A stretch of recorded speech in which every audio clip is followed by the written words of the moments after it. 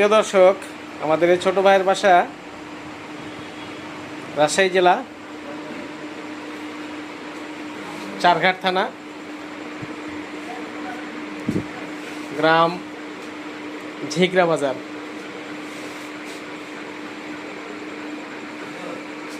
নাম হলো রহমান।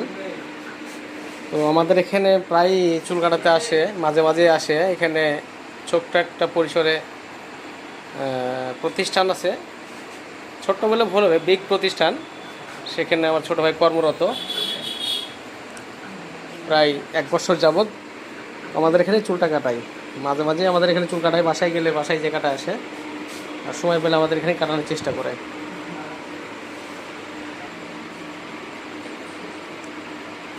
প্রিয় দর্শক, এইমাত্র কাজটা শেষ করলাম।